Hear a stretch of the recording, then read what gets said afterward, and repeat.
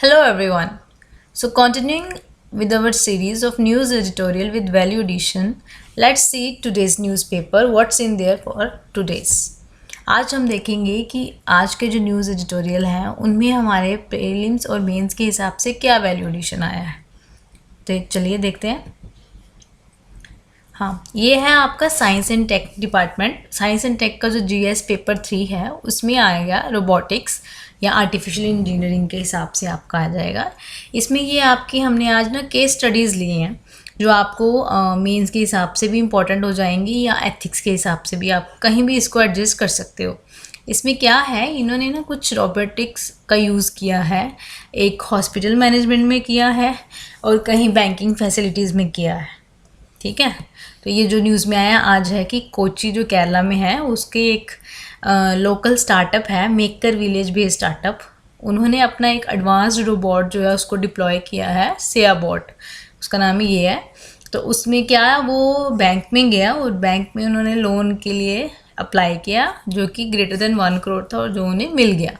तो ये एक आ गया कि ये ह्यूमन एक्टिविटी को रिप्लेस कर रहा है, उसका थोड़ा हेल्प कर रहा है रोबोटिक्स के फील्ड में। देन एक केस स्टडी थी जब कोविड आया था, तो उसमें आया था कि कर्मी बोर्ड जो है गवर्नमेंट मेडिकल कॉलेज और हॉस्पिटल था कलमेश्वरी, वहाँ पे इसको यूज़ किया गया था। तो उसमें ये क्या करते थे, मेडिसिन देते थे, फूड देते थे पेशेंट्स को, या फिर जो कोविड का ट्रैश था, गंद था, जो कोविड के जो वेस्ट मटेरियल था, जो ग्लव्स एक्सेट्रा जो भी थे, उनको ये रोबोट्स कलेक्ट करते थे और वीडियो कॉल्स बनाते थे पेशेंट और डॉक्टर में मिनिमम इंटरफेस हो जाए कोविड के टाइम पे। तो वहाँ भी ये यूज़ हुआ। और भी अगर आपको क्वेश्चंस आ जाए प्री में कि रोबोट्स जो हैं वो कहाँ कहाँ यूज़ होते हैं, तो आप ये चीज़ को ध्यान में रख के वो आंसर दे सकते हैं। क्या और कहाँ है, वेरियस फील्ड्स में और भी आ रहा है, फ्रंट ऑफिस मैनेजमेंट में आ रहा है, रजिस्ट्रेशंस आ रही हैं थ्रू QR कोड, स्कैनिंग आ रही है, टूर ऑफ प्रोडक्ट्स आ रहे हैं, इंट्रोडक्शन ऑफ प्रोडक्ट्स। ठीक है,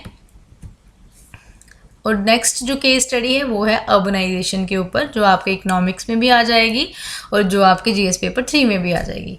अर्बनाइजेशन और उससे जुड़ी जो हैं प्रॉब्लम्स और सॉल्यूशंस।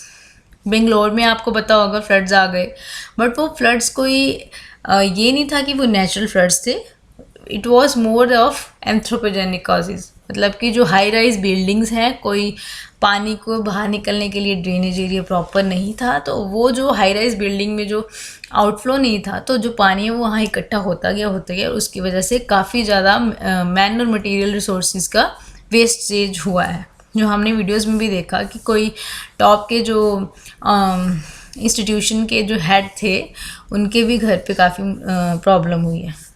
तो ठीक है, देखिए इसमें इश्यूज़ क्या हैं अर्बनाइजेशंस के। बोल रहे हैं, जो न्यूज़ में आया है, उन्होंने जो वहाँ पे लर्न पर्सनैलिटी ने अपने व्यूज़ दिए हैं, उन्होंने ये बोला है कि जो अर्बनाइजेशन है इंसान ने वो कर तो ली है, बट उसको प्रॉपर उसको यूज़ करने नहीं आया है, उस चीज़ का यूटिलाइजेशन करने नहीं आया है। इश्यूज़ क्या आ गए हैं, नेक्सेस आ जाता है, करप्शंस आ जाती हैं। अगर समझ लो किसी की म्यूनिसिपल कॉरपोरेशन है, BMC होगी, बेंगलुरु म्यूनिसिपल कॉरपोरेशन है, या जो भी होगी, वहाँ पे अगर कोई किसी ने टेंडर दिया है तो हो सकता है वो करप्शन का हो, नेक्सस से बेस्ड हो कि ये चीज़ यहाँ ने ये लेनी है, इतना नहीं इतना लेना है। ठीक है, तो वो उससे क्या होगा, जो मेन जो हमारा मोटिव है वो साइडलाइन हो जाएगा और जिनका जो पॉलिटिकल प्रोपेगेंडा है वो पूरा हो जाएगा। तो उसकी वजह से क्या होगा, जो आम इंसान है, जो आम पब्लिक है, वो सफ़र करेगी। दूसरा इशू क्या आ गया, प्रॉब्लम ऑफ फ्री राइडर्स। मतलब कि फ्रीबीज़ का इशू आपने सुना होगा। ठीक है, तो फ्री में जो चीज़ें मिल रही हैं उसकी प्रॉब्लम है, हमें इसकी कोई रिस्पॉन्सिबिलिटी नहीं है, वैसा आ गया। एंड देन यू नो कि ट्रेजेडी ऑफ कॉमन्स, मतलब कि अगर रिसोर्सेज सबकी हैं तो वो किसी की भी रिस्पॉन्सिबिलिटी नहीं है। ठीक है, तो उसमें अभी क्या आया है कि उन्होंने क्या बोला है कि नीड क्या है और क्या लैग कर रहा है हमारे में। इंस्टीट्यूशनल कंप्लायंस नहीं है, स्टेट लेवल पे, लोकल लेवल पे, ये सेंट्रल लेवल पे इंस्टीट्यूशन कंप्लायंस नहीं है, कौन रिस्पॉन्सिबल है, अकाउंटेबिलिटी किसकी है, ट्रांसपेरेंसी मीन्स है या नहीं है, ये सब लैग कर रहा है।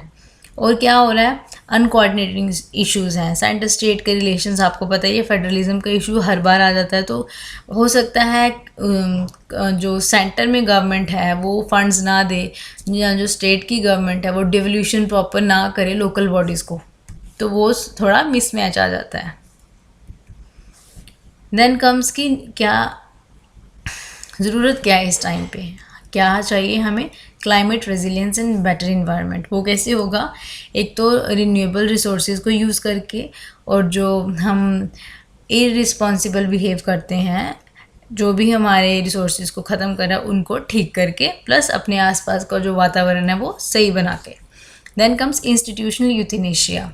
इसका क्या मतलब हुआ कि जो इंस्टीट्यूशंस हैं उनको हमको प्रॉपर उनको जीवित रखना है, ठीक है, उनको man material resources policy perspective सब देना है, ठीक है।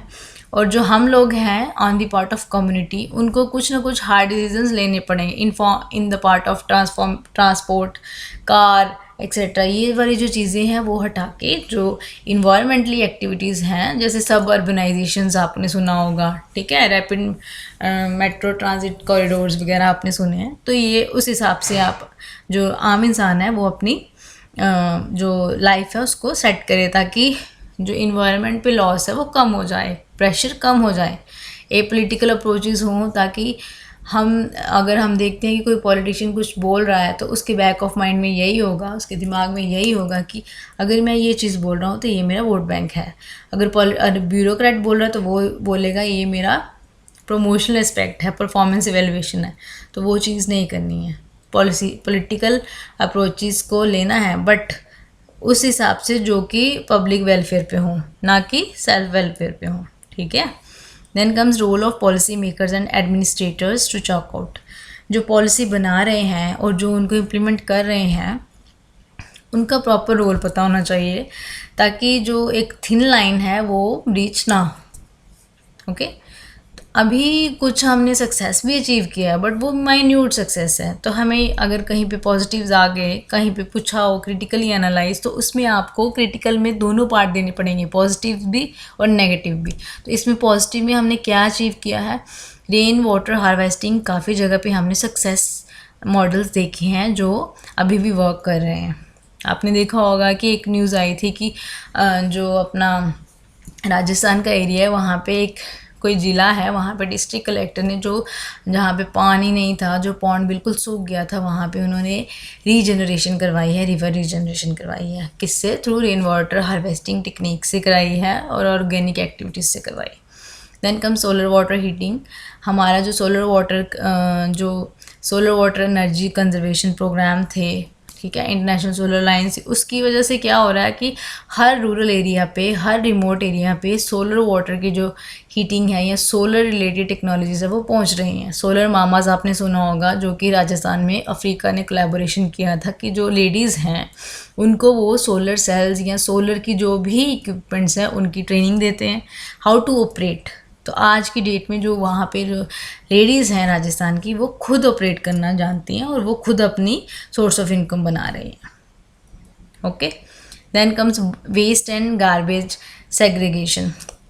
कोविड ने हमें बताया कि क्या वेस्ट जो है हमको कैसे जीना है, क्या वेस्ट को हमने कैसे रखना है, कौन से गार्बेज को सेग्रीगेट करना है, और क्या क्या हमको प्रॉपर प्रोटोकॉल्स बनाने हैं और यूज़ करने हैं, और जगह जगह पे लिटरिंग नहीं करनी है। देन नेक्स्ट आ गया पीएम प्रधानमंत्री टीबी फ्री इंडिया।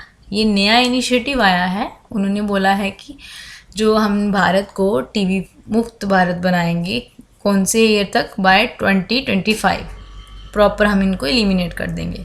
क्यों? क्योंकि ग्लोबल टीबी रिपोर्ट आई है जो 2021 की इंडिकेटर है, उसने क्या बताया है कि ड्यू टू कोविड जो टीबी की पेशेंट्स से उनका 19% इंक्रीज़ हुआ है टीबी केसेस के, क्योंकि वो पेशेंट जो थे वो हॉस्पिटल्स में जाने से डरते थे, उनको लगता था कि हो सकता है हमें वहाँ पे कुछ कोविड ना हो जाए तो और वर्सन ना हो जाए, उसकी वजह से अनरिपोर्टिंग होगी। तो अब जब हट गया रिपोर्टिंग हुई तो वो 19% इंक्रीज़ आ गया।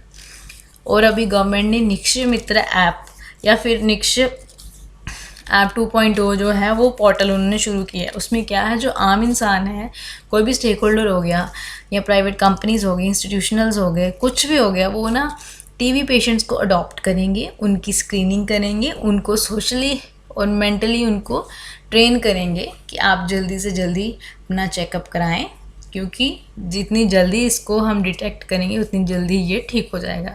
इतनी एडवांसमेंट आ गई है आज की डेट में कि टीबी जैसी बीमारियां जो हैं वो आराम से ख़त्म हो रही।